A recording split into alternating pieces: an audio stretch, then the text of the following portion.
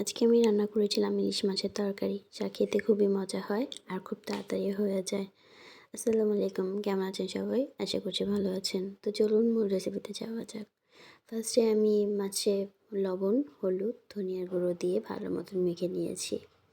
ভালো মতন মেখে নেওয়ার পর ফ্রাই প্যানে তেল দিয়ে গরম করে নেওয়ার পর এক এক করে সবগুলো মাছ ভেজে নেব। বেশি ভাজবো না, আমি হালকা ভাজা দিব।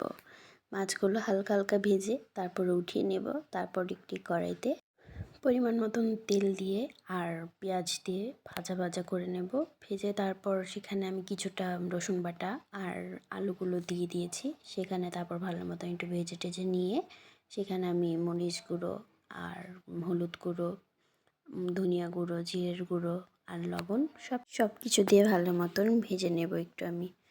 ভেজে নেওয়ার পর সেখানে ভালো মতন একটু কষে নিয়ে সেখানে আমি কিছুটা পানি দিয়ে আরও কিছুক্ষণ রান্না করে নেব, যাতে ঝোলটা একটু কমে আসে। তারপর সেখানে আমি যখন পানিটা কমে আসবে সেখানে আমি মাছ দিয়ে দিব। সবগুলো দিয়ে দেওয়ার পর সেখানে ভালো মতন সব কিছু নেড়ে চেড়ে কিছুটা কাঁচামরিচ দিয়ে দিব।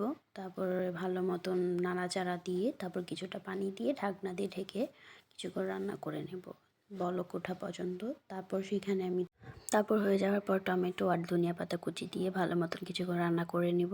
দেখুন কি হয়ে গেল। ভালো লাগলে লাইক কমেন্ট করে জানাবেন, পাশে থাকবেন।